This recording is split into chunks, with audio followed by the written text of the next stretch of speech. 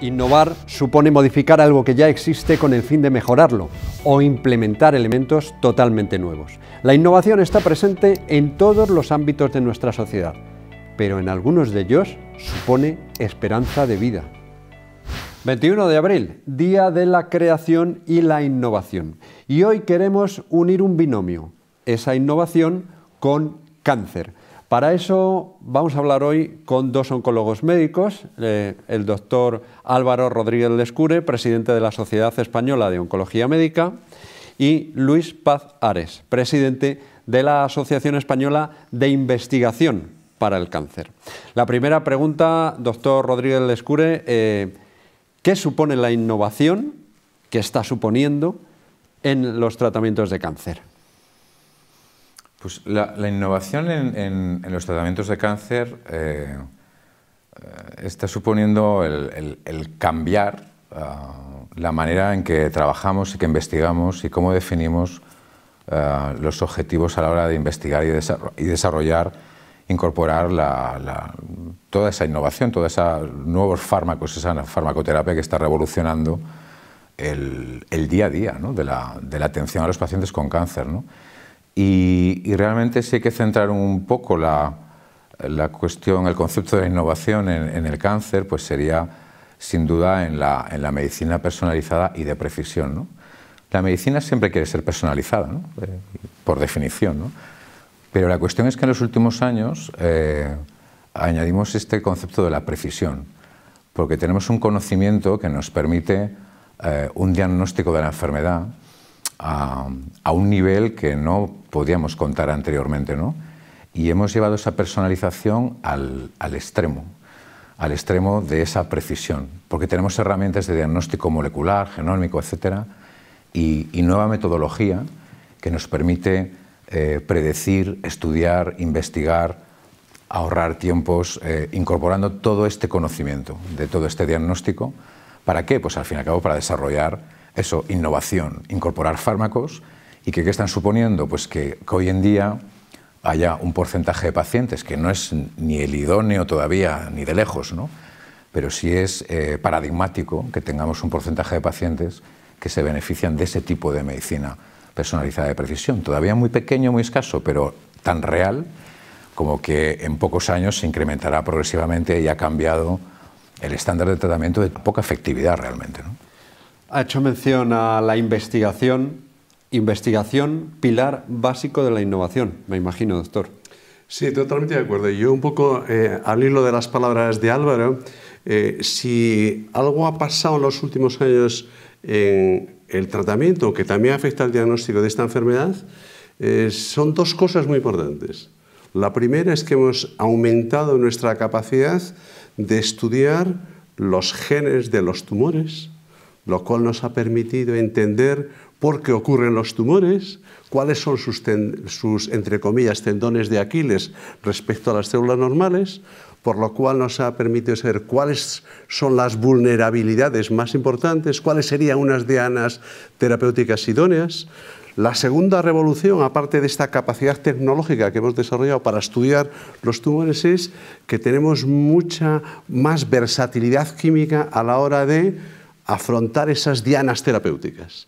De tal manera que la conjunción de ambas cosas nos ha permitido, por un lado, identificar subgrupos de tumores para los que hay una diana muy específica y hemos sido capaces de desarrollar un fármaco muy específico. O sea que esencialmente hemos investigado, hemos descubierto los apellidos de muchos tumores y hemos sido capaces de ponerles un fármaco o un tratamiento específico para cada un subtipo de esos tumores. Hemos convertido la investigación, afortunadamente, en innovación, que es la que tenemos que llegar al paciente en forma de medicamento o en forma de modos de diagnóstico nuevo para estos pacientes. Cuando hablamos de diana, ¿a qué se refiere?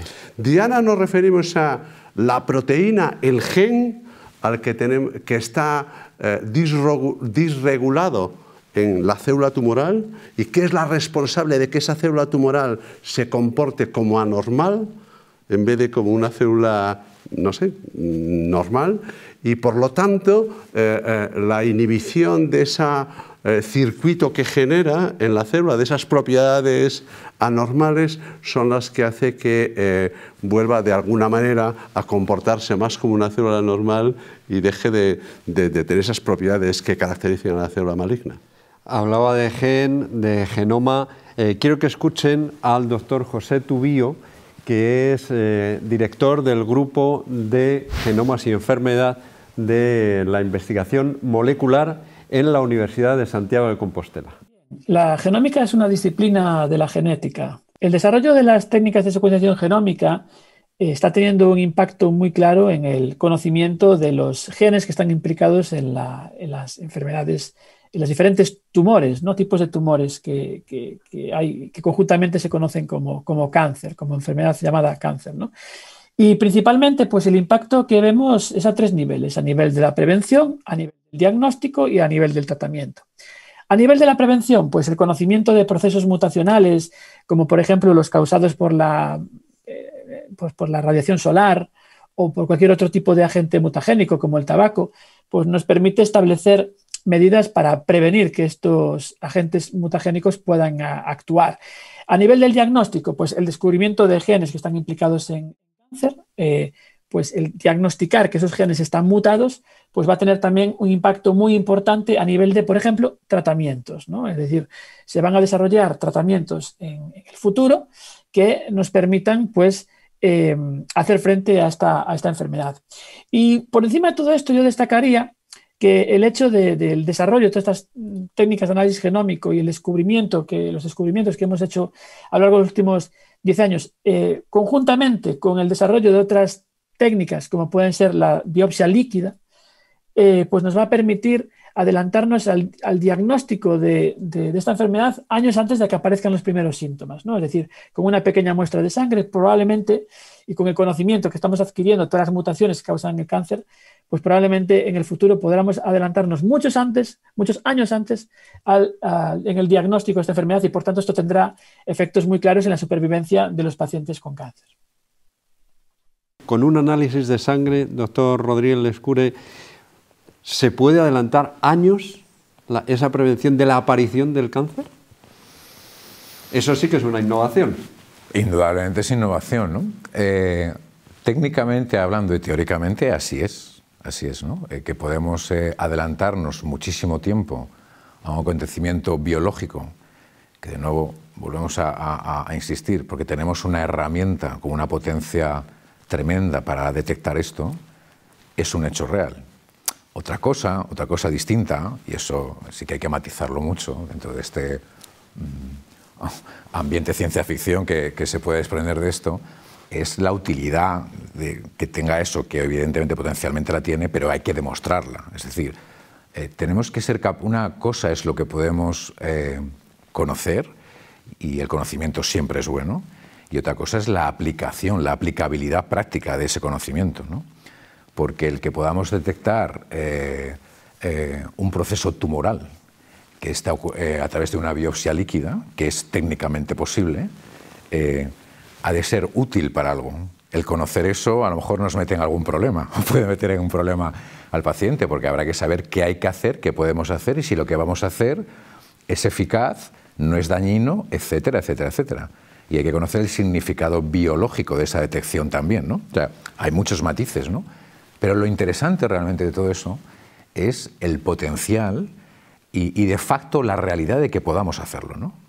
Por tanto, el conocimiento nunca es malo y es fruto de ese adelanto tecnológico, de esas gafas de aumento que tenemos ahora, que nos permiten en realidad hacer lo que siempre hemos querido hacer en medicina. Es que a veces hablamos de esto como algo demasiado nuevo, pero la medicina siempre ha querido hacer eso de la medicina personalizada de precisión, lo mejor y el tratamiento más adecuado para el paciente más adecuado, la enfermedad más adecuada y en el momento más adecuado. Si eso es lo que siempre ha querido hacer la medicina.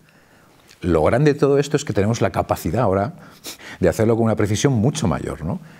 Y claro, es una herramienta brutalmente impactante, pero todos esos impactos, ojo, hay que integrarlos y hay que acomodarlos, hay que asentarlos en ese nuevo estándar de atención. Y todo ese conocimiento hay que demostrar que sirve para algo, y tenemos que tener herramientas que nos permitan confirmar que nuestra actuación, nuestro tratamiento, nuestra capacidad de prevenir o de tratar algo en esa situación, por ejemplo, va a ser útil. Y eso también hay que demostrarlo, es importante. Hay una cosa importante que a mí me llama la atención, ¿no? Es innovación, es indudable, ¿no? Comentaban, hace unos años a lo mejor ni siquiera se estaba planteando esto, ¿no? Hombre, yo creo que la innovación precisamente es conseguir que la ciencia ficción se vuelva realidad.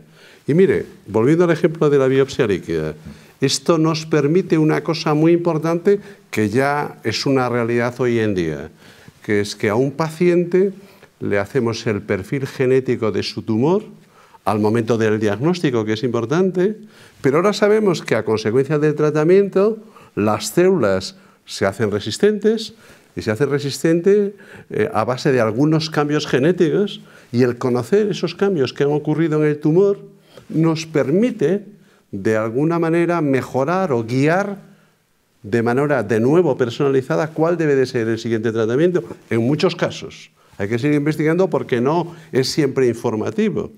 Entonces es una realidad. Ya a muchos subtipos de tumores le hacemos varias biopsias y obviamente la biopsia líquida nos permite hacerlo de una manera poco invasiva. No tenemos que ir al pulmón y hacer una biopsia con una aguja en el pulmón. Hacemos con análisis de sangre.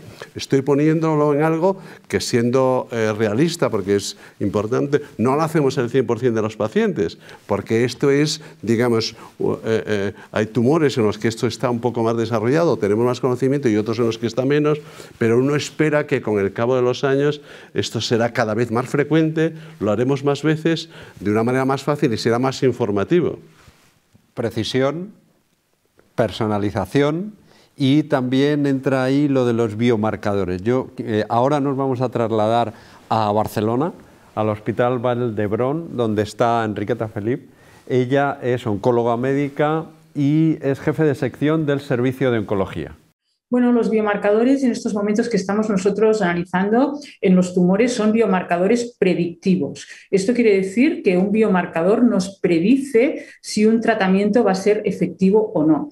Esto es de una gran importancia porque muchas veces antes de empezar un tratamiento en un paciente necesitamos no solo el resultado de la anatomía patológica, que es fundamental, sino también el análisis de unos marcadores moleculares que nos ayudarán a hacer tratamientos individuales. Cuando estamos hablando, y por ejemplo, yo me dedico a los tumores torácicos, no todos los cánceres de pulmón son iguales. Sabemos que tenemos cánceres de pulmón con alteraciones moleculares diferentes y que tenemos que tratar de forma diferente desde el momento del diagnóstico. Pero esto nos pasa en cáncer de pulmón, nos pasa en melanoma, en cáncer colorectal, nos pasa en muchísimos tumores. En estos momentos en oncología precisamos de estos biomarcadores para poder dar los tratamientos más precisos.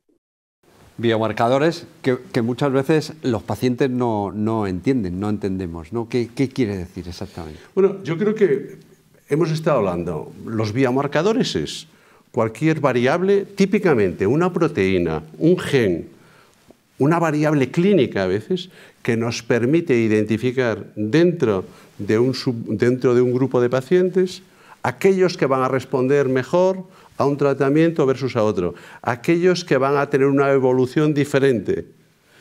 En concreto, y respecto al tratamiento, nos permite identificar un biomarcador determinado, lo que llamamos biomarcador predictivo, qué pacientes van a responder de manera más apropiada a un determinado tratamiento, cuáles son los pacientes que se van a beneficiar más de un determinado tratamiento. A día de hoy, la mayor parte de estos biomarcadores son genéticos. Por eso hacemos muchos estudios genómicos. Y el paradigma del uso de biomarcadores en la clínica, como ha referido la doctora Felipe, es desde luego el cáncer de pulmón. Y doctor Rodríguez Lescure, cuando hablamos de medicina personalizada, no quiere decir que a cada paciente se le ponga un tratamiento según cada paciente. Es algo más amplio, ¿verdad? Sí, realmente sí, ¿no? Esa es la idea a veces que subyace, ¿no? Pero realmente es a cada paciente, a cada enfermedad y en función precisamente de esos biomarcadores, ¿no? La medicina personalizada implica una innovación farmacológica, pero vinculada a una innovación de biomarcador. Es decir, hay un diagnóstico concreto y cada fármaco va vinculado a esos biomarcadores. Por tanto, todo lo que se aprueba, todo lo que se financia en ese sentido, implica la aprobación, la evaluación, la financiación del fármaco y también en función de ese biomarcador, de la técnica con la que se determina y también la financiación del mismo, ¿no? Ese incorporar a la cartera de servicios de nuestro Sistema Nacional de Salud en la atención de los pacientes al fármaco concreto, la innovación farmacológica, pero también a esa innovación diagnóstica del biomarcador que va asociado y que, como señalaba el doctor Pazares, implica conocer, saber qué paciente se beneficia, en qué medida, en función de ese biomarcador y quién no. Por lo tanto, hace también el sistema mucho más eficiente, más sostenible y el tratamiento más preciso, menos tóxico. Tratamos a quien hay que tratar con lo que hay que tratar y evitamos tratar a quien no hay que tratar con lo que no va a servir de nada.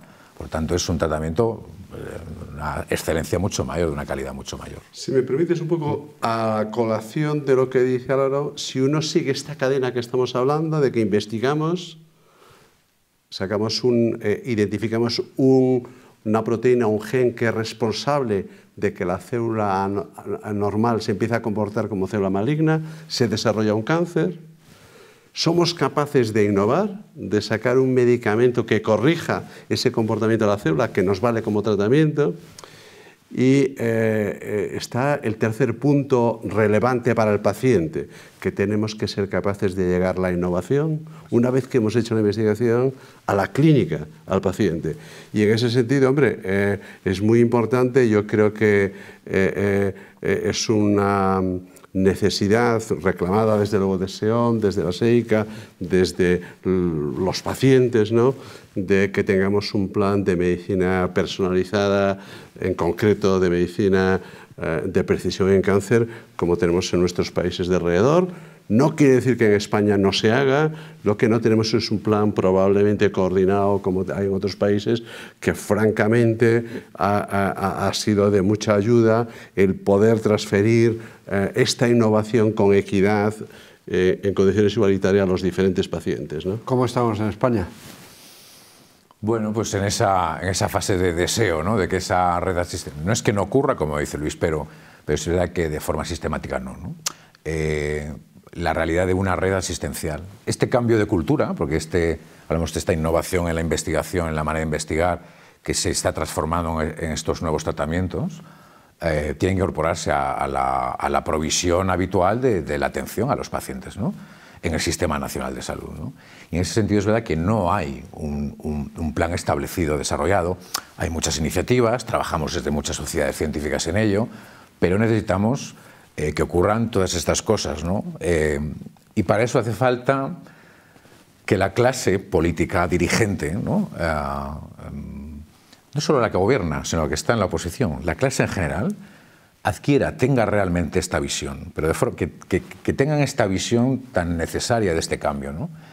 Y, por supuesto, que eso tiene que ir parejo a un plan y a una estrategia, y no hay plan y estrategia que sirvan para algo si no están financiados, si no tienen el correspondiente presupuesto, y eso implica invertir, que no gastar, pero que es invertir.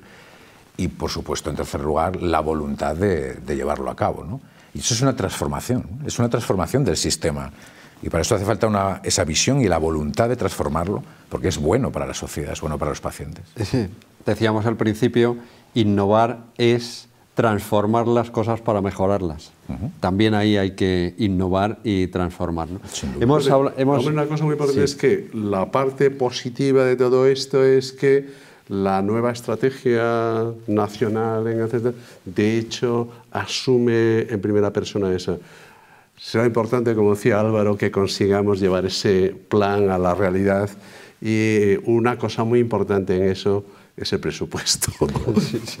Como en todo, ¿no? Como en todo. Hemos escuchado a una oncóloga médica, a un investigador básico, pero claro, todo lo que estamos hablando ha salido en sus conversaciones muchas veces encaminado al paciente. Claro.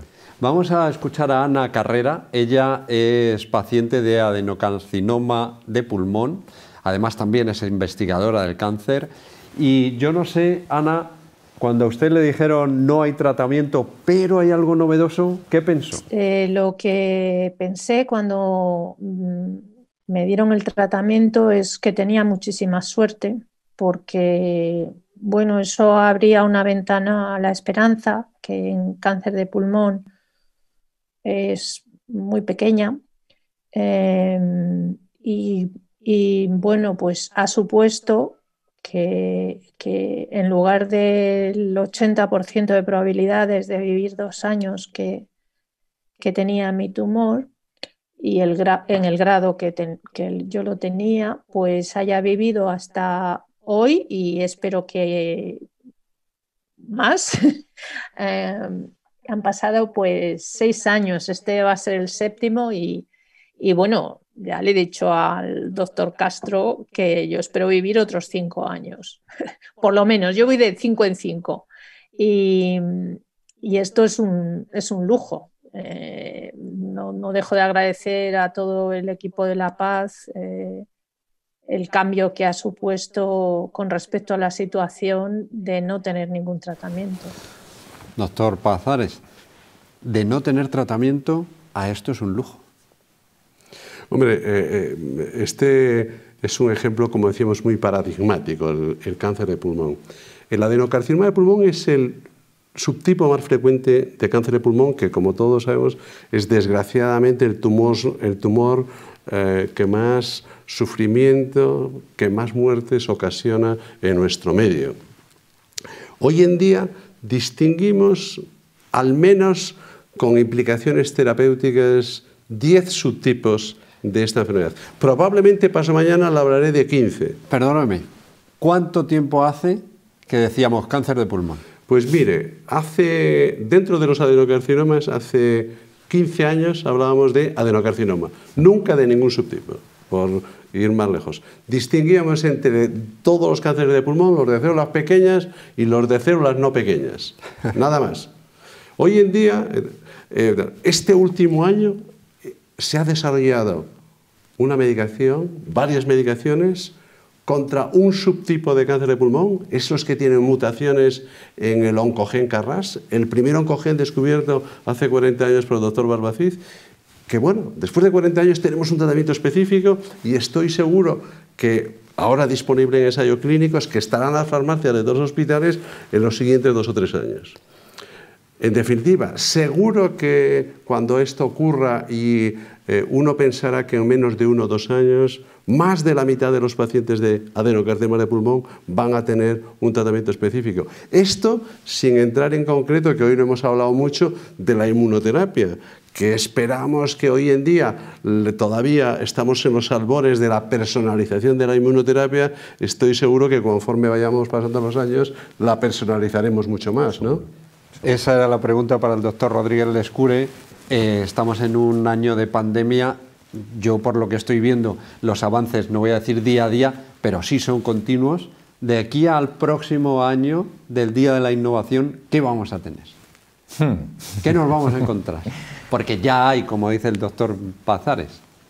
Pues es que los cambios son realmente casi diarios, ¿no? Y efectivamente, es que es un ejemplo tan bueno el del cáncer de pulmón, de ser de lo peor, ¿no? No a ser lo mejor, indudablemente, ¿no? No hay que...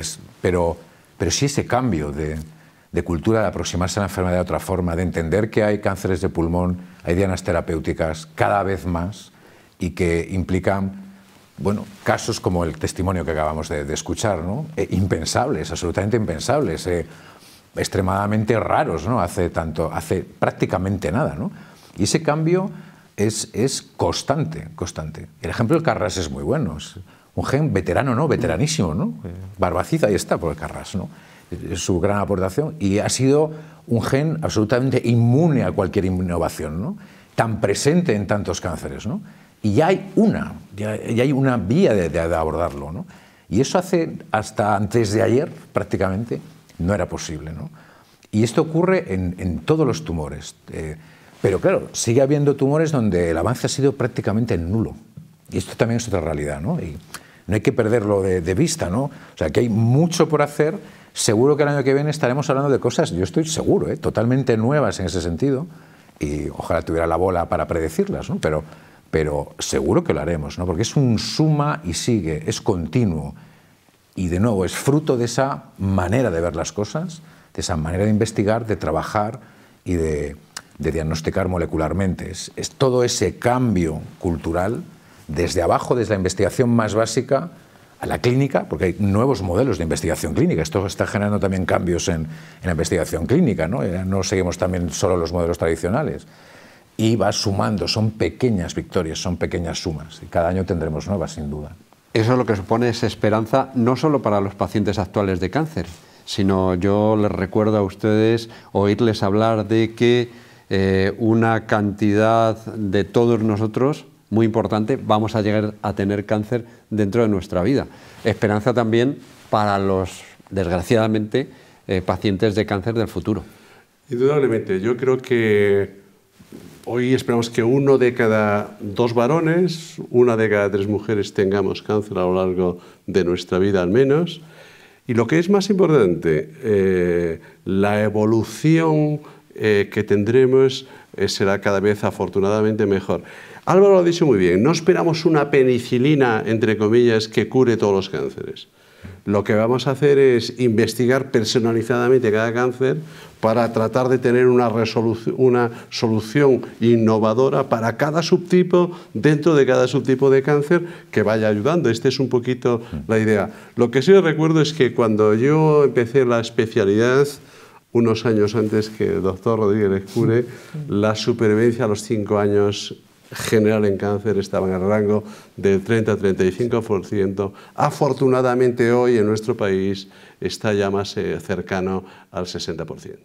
Muchas gracias y quería agradecer especialmente a la Sociedad Española de Oncología Médica y a la Sociedad Española de Investigación para el Cáncer los esfuerzos que diariamente están haciendo. Muchas gracias. Muchas gracias. Gracias. Y gracias también por mostrarnos que la innovación es supervivencia, investigación es innovación y la mejor garantía de futuro para los pacientes con cáncer.